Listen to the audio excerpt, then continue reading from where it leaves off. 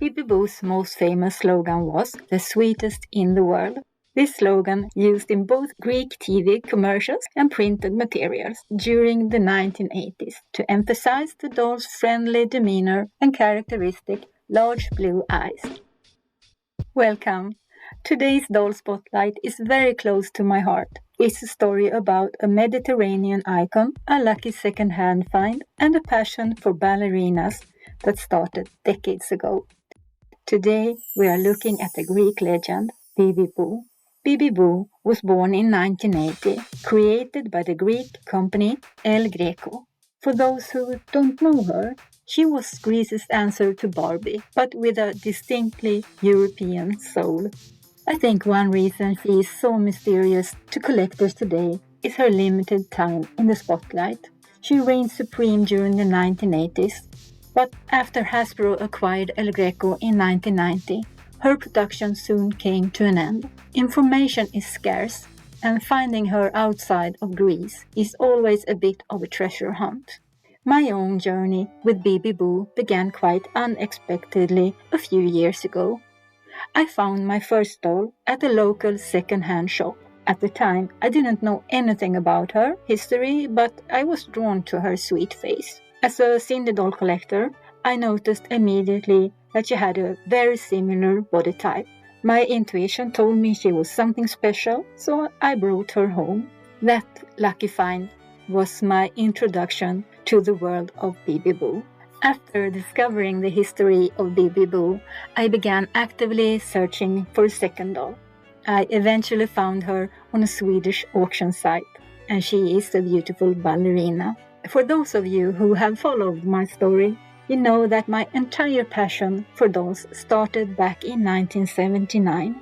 I remember seeing a ballerina on a toy shop shelf. It was a Sindy ballerina, and that was the spark. Finding this Bibi-bo ballerina felt like a full circle moment. She connects my very first doll memory from 1979 with my current fascination for these rare Greek treasures. Even though she is a different brand, she carries that same magic that captured my heart as a child. Bibi-bo is often called the Greek Sindy, and you can see why.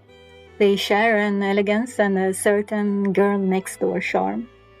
But Bibi-bo stands on her own, with her high-quality craftsmanship and that specific 80s nostalgia. She represents a time when local toy companies created something truly unique for their own markets. To find two of them here in Sweden, one by pure luck and one by destiny, is what makes doll collecting so rewarding.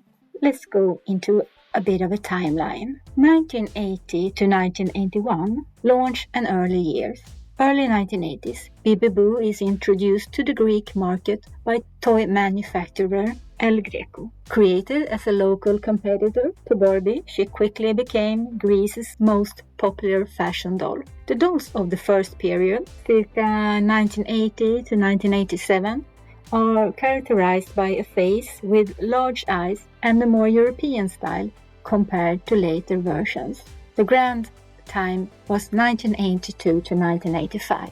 The doll's popularity grows and the range is expanded with accessories such as calendars and clothing sets. Bibi-bo is intensely marketed through TV commercials on Greek channels, and the concept expands into other medias. LPs and cassettes with titles such as Bibi-bo in Space and Bibi-bo Rockers are released. During this period, her boyfriend, John, first called John Thiessen, also introduced as a counterpart to Barbie's Ken and Cindy's Paul. 1988 to 1990. After a fire, the American toy company Hasbro begins to buy up parts of El Greco. Under Hasbro's influence, the doll undergoes a design change. She is given a new look, often with darker features or a more international look, similar to contemporary fashion dolls. 1991, end of production. After Hasbro took over completely, it was decided that Bibi-bo would be phased out. Today, Bibi-bo is a sought-after collector's item, especially the early versions from the first period and the rare sets Do you have a specific doll that started your journey, or perhaps a full circle find in your collection? I'd love to hear your stories in the comments. Thank you for joining me